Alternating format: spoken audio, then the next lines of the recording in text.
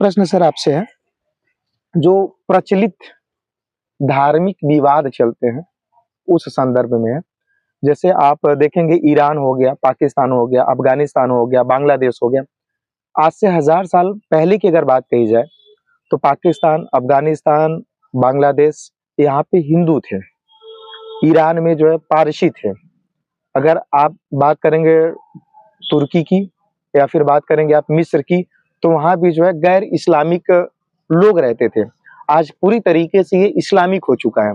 जहाँ पे 100% हिंदू थे, आज तथाकथित रह गए हैं 2-4% के तौर पे।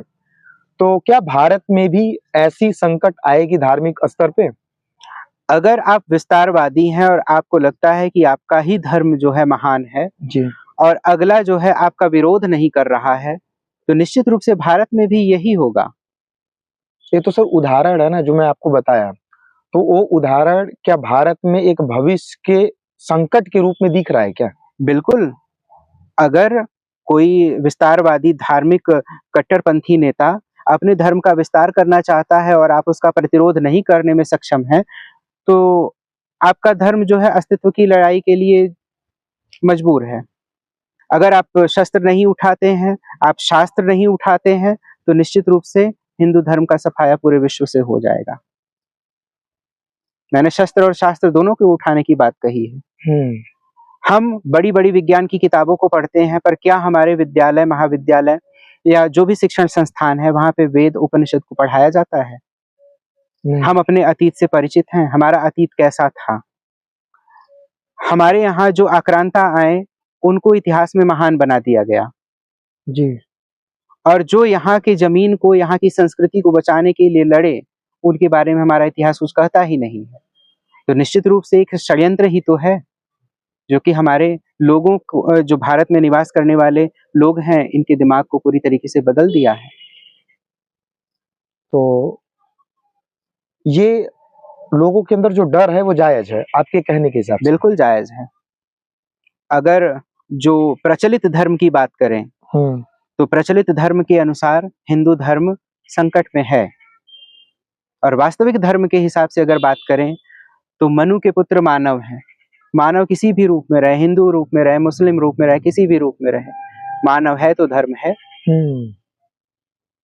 ये जो धार्मिक रूप लोग बना के चलते हैं, कुछ लोग विशेष रंग से किसी धार्मिक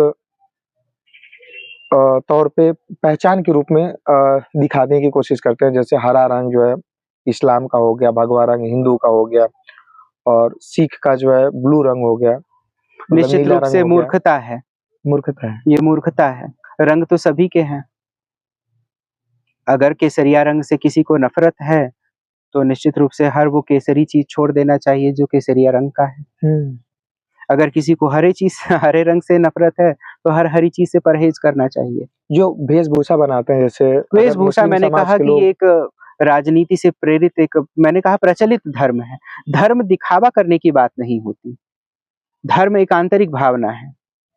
एक मुसलमान के रूप में जो कट्टर मुस्लिम या फिर कहो कि सच्चे मुस्लिम के रूप में जाने जाते हैं, उनका मूंछ नहीं होता, दाढ़ी होता है, और जो हिंदू होता है वो दाढ़ी रखता है, भगवा पहनता है। सच्चा मुस्लिम कोई नहीं है। मुसलमान शब्द का अर्थ ही होता है मुसल्लम ईमान। जो ईमान का पूरा होता है वही मुसलमान है। वर्तमान में मुसलमान दाढ़ी रख करके, टोपी रख करके कोई मुसलमान नहीं बन जाता है। आप दिन भर टोपी लगा करके घूमो और शाम को आकर के वो हर काम करो जो कुरान में जायज नहीं है, तो क्या आप मुसलमान हो? नहीं हो। कितने अगर भारत की बात कही है, तो भारत में जो भी मुसलमान रहते हैं, जितने भी प्रतिशत है, कितने परसेंटेज तथाकथित मुसलमान है और कितने वास्तविक तौर पे मुसलमान के रूप में आप देखते हैं? मैं समझता हूँ कि भारत में ही जो कुछ वास्तविक मुसलमान हैं, वो भारत में ही हैं।